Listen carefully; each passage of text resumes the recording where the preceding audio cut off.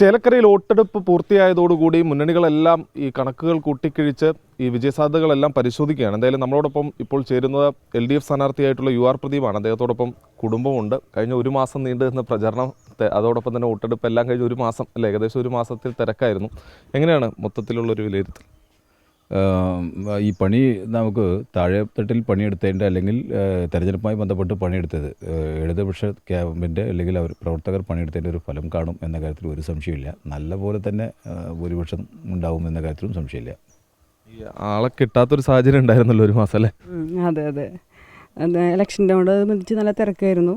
പിന്നെ അല്ലെങ്കിലും മുന്നേയും പാരമായിട്ട് മീറ്റിംഗ് കാര്യങ്ങളൊക്കെ ഇട്ട് തിരക്ക് തന്നെയാണ്. ആളെ കിട്ടാനൊക്കെ ബുദ്ധിമുട്ട് തന്നെയാണ് വീട്ടിലൊക്കെ.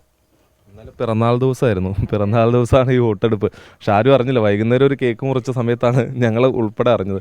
അപ്പോൾ എങ്ങനെയാണ് ആ ദിവസമായിരുന്നു വോട്ടെടുപ്പ്? വിജയ പ്രതീക്ഷയുണ്ടോ? പിന്നെന്താ, തീർച്ചയായും ഉണ്ട്. നല്ല വിജയം പ്രതീക്ഷിക്കുന്നുണ്ട്. ഈ അച്ഛനെ കണ്ടിരുന്നോ ഈ ഇലക്ഷൻ സമയത്തൊക്കെ?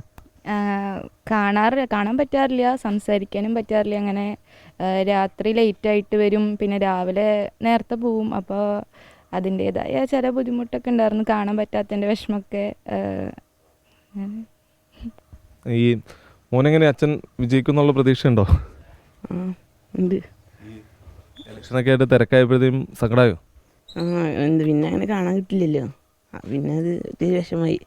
പിന്നെ പണ്ട് അച്ഛൻ നിന്നിട്ടുണ്ടല്ലോ, അതായിട്ട് പിന്നെ പൊരുത്തപ്പെട്ടു. എൻ്റെ ഒരു രാഷ്ട്രീയത്തിലേക്ക് വന്നു കഴിഞ്ഞാൽ, അതായത് ഇന്നലെ EP ജയരാജൻ്റെ ഈ പുസ്തകവുമായി ബന്ധപ്പെട്ടുകൊണ്ടുള്ള വാർത്തകൾ പുറത്തു വരുന്നു. അങ്ങനൊരു വല്ലാത്തൊരു അന്തരീക്ഷത്തിലായിരുന്നു ഇന്നലെ വോട്ടെടുപ്പ്. എങ്ങനെയാണൊരു ഭയപ്പാടുണ്ടോ? അതിൻ്റെ ഇപ്പോൾ ഒരു കാര്യം, ഞാൻ ഇന്നലെ സത്യത്തിൽ ഇവള് വാട്സപ്പിൽ സ്റ്റാറ്റസ് ഇട്ടപ്പോഴാണ് പുറത്തുള്ള ആളുകൾ അറിഞ്ഞത് എൻ്റെ പിറന്നാളെന്ന്. പിറന്നാൾ സാധാരണ ശ്രദ്ധിക്കാറില്ല. ഇവിടെ എവിടേക്ക് എപ്പോഴെങ്കിലും മധുരം ഉണ്ടാക്കി കൊണ്ടുവരുമ്പോൾ അന്ന് നിങ്ങളുടെ പിറന്നാളെന്ന് പറയുമ്പോഴാണ് അന്ന് അറിയത്. ഇന്നലെ കേക്ക് മുറിച്ചത് ഈ സ്റ്റാറ്റസ് കണ്ട ഒരു പ്രവർത്തകർ വന്നിട്ട് അവർ പറഞ്ഞ് അവിടെ വെച്ച് ഒരു കേക്ക് കൊണ്ടുവന്നപ്പോഴാണ് നമ്മളത് അറിയുന്നത്. അങ്ങനെ കേക്ക് അതിൽ അത് അങ്ങനെ നമ്മളത് ആഘോഷിക്കാറോ വേറെ ഒന്നും ചെയ്യാറില്ല. മറ്റൊന്ന്, ഈ നേരത്തെ നിങ്ങൾ പറഞ്ഞ EP വിഷയം ആയി ബന്ധപ്പെട്ട് ഈ സാധാരണ എനിക്ക് മാധ്യമങ്ങളോട് വളരെ ബഹുമാനം ഉണ്ടായിരുന്നപ്പോൾ കുറഞ്ഞു തുടങ്ങി. കാരണം ഞാൻ നിങ്ങളെ വെച്ചിട്ട് പറയുന്നതല്ല കേട്ടോ. കാരണം ഈ തെരഞ്ഞെടുപ്പുമായി ബന്ധപ്പെട്ട് ഞാൻ പോലും അറിയാത്തൊരു വാർത്ത മീഡിയാസ് നല്ലപോലെ വിട്ടായിരുന്നു. അത് എൻ്റെ ഒപ്പം തെരഞ്ഞെടുപ്പ് പ്രഖ്യാപിച്ച മുതൽ എല്ലാ ദിവസവും എന്നോട് സംസാരിക്കുന്ന മീഡിയാസ് ഒരു മുട്ടുസൂചി അളവ് പോലും ഞാനതിനെ അദ്ദേഹത്തിനെതിരായിട്ട് അല്ലെങ്കിൽ രാധാകൃഷ്ണൻ സഖാവിനെതിരായിട്ട് ഞാൻ ഒരു വാക്കും പറഞ്ഞില്ല. അതേക്കുറിച്ച് കൂടെ ഉണ്ട്, കുടുംബാംഗത്തെ പോലെ കൂടെ നിന്ന് പ്രവർത്തിച്ചിട്ടൊരു വ്യക്തിയെക്കുറിച്ച് പെട്ടെന്ന് ഓർക്കാപ്പുറത്ത് ഇങ്ങനെ ഒരു കണ്ടപ്പോൾ ഇതെന്താ ഇങ്ങനെ എന്നൊരു തോന്നിപ്പോയി. അങ്ങനെ തോന്നിയ വിഷയത്തിന് ശേഷം ഞങ്ങളത് സാധാരണ രീതിയിൽ തന്നെ ബാക്കി ദിവസങ്ങളൊക്കെ അദ്ദേഹം പങ്കെടുക്കുന്ന യോഗത്തിൽ പങ്കെടുക്കുന്നു, അദ്ദേഹത്തിന് തിരിച്ചു ഞങ്ങൾ ഒരുമിച്ച് പര്യടനം നടത്തുന്നതെല്ലാം പ്ലാൻ ചെയ്ത പോലെ തന്നെ നടന്നിരുന്നു. അതോടെ ജനം അത് തള്ളിക്കളഞ്ഞു. പക്ഷേ ഇന്നലത്തെ വാർത്തയും EP ജയരാജൻ്റെ ഒരു സ്റ്റേറ്റ്മെൻറ്റ് വന്നു. കാലത്ത് കൃത്യം 8 മണിക്ക് തന്നെ അത് ഓപ്പറേറ്റ് ചെയ്ത പോലെ തന്നെയാണ് ആ പോളിംഗ് സ്റ്റാർട്ട് ചെയ്ത് കുറച്ച് കഴിയുമ്പോഴേക്കും ഇത് പുറത്ത് വന്നു. പിന്നെ EP ജയരാജൻ സാറിൻ്റെ സ്റ്റേറ്റ്മെൻറ്റ് വന്നു. അത് ബന്ധപ്പെട്ട DC ബുക്സിൻ്റെയും ഒരു വന്നു. വന്നിട്ട് ഈ സാധനം പിന്നെയും പോളിംഗ് കഴിയുന്നവരെ വന്നു എന്നാണ് ഞാൻ അറിയാൻ കഴിഞ്ഞത്. ഞാൻ കണ്ടിട്ടില്ല, എന്നാലും കേട്ടത് വന്നത്. അങ്ങനെ ഉണ്ടെച്ചെങ്കിൽ അതിന് നമ്മളിത് എന്താ പറയുക? അപ്പോൾ ജനം അത് ആ അർത്ഥത്തിൽ തന്നെ അത് കണ്ടിട്ട് തന്നെ തെളിഞ്ഞു. ഇപ്പോൾ UR പ്രദീപ് പറഞ്ഞിട്ടും 11 മണി വരെ ആ വാർത്തയെ വീണ്ടും കാണിച്ചുകൊണ്ടിരിക്കണം. അത് പ്രതിഫലിക്കാൻ സാധ്യതയില്ല.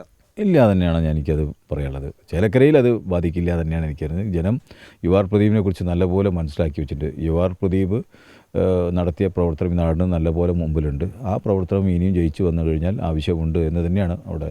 ഭൂരിപക്ഷം എത്രത്തോളമായിരിക്കുന്ന ഒരു പ്രതീക്ഷ ഉണ്ടോ? ഭൂരിപക്ഷം ഞാൻ ഇന്നലെ നേരം വഴുകി അവിടുത്തെ ചില ബൂത്ത് പോളിംഗ് കഴിഞ്ഞതുകൊണ്ട് അവിടുത്തെ കണക്കും കൂടെ കിട്ടി പാർട്ടി കേന്ദ്രത്തിൽ ഇതുപോലെ കണക്കൂട്ടൽ നടത്തി കഴിയാൻ നേരെ വഴുകിയിട്ടുണ്ട്. അപ്പോൾ ഇന്ന് ഉച്ചയോടുകൂടി എനിക്ക് ചിലപ്പോൾ അത് വിളിച്ചറിയിക്കാമെന്ന് പറഞ്ഞിട്ടുണ്ട്. ഏതായാലും പാർട്ടി കേന്ദ്രത്തിൽ അത് ഔദ്യോഗിക നമ്മളോട് പറയും. 23-നാണ് വോട്ടെണ്ണൽ. അതുവരെയുള്ള ദിവസത്തെ റൊട്ടീൻ എങ്ങനെയാണ്? സാധാരണ പോലെ തന്നെയാണ് എൻ്റെ ജീവിതം. പൊതുപ്രവർത്തനവുമായി ബന്ധപ്പെട്ട് ഇങ്ങനെ ഇഴുകി ചേർന്ന് പോയി. അപ്പോൾ അത് ഇന്നിപ്പോൾ ഉച്ചവരെ ഒരു റെസ്റ്റ് കിട്ടിയാൽ പിന്നെ ഉച്ചയ്ക്ക് ശേഷം പോകണം. ഇന്ന് എന്തായാലും ഉറപ്പാണ് ഏതെങ്കിലും മരണം ഉണ്ടായി കഴിഞ്ഞാൽ അവിടെ നിന്ന് വിളിക്കുക, അപ്പോൾ അങ്ങോട്ട് ഓടിയെത്തുക. ഇത് സാധാരണ സംഭവിച്ചുകൊണ്ടിരിക്കുന്നതാണ്.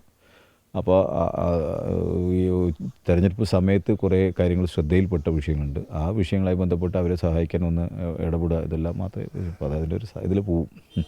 എന്തായാലും തികഞ്ഞ വിജയപ്രതീക്ഷയിലാണ് LDF സ്ഥാനാർത്ഥി UR പ്രദീപും കുടുംബവും എല്ലാം ഉള്ളത്. പതിവ് തിരക്കിലേക്ക് പോകാൻ ഒരുങ്ങുകയാണ് സ്ഥാനാർത്ഥി. ക്യാമറാമാൻ ബിനേഷ് ബാബുരാജിനൊപ്പം സൂരജ് ജി, 24.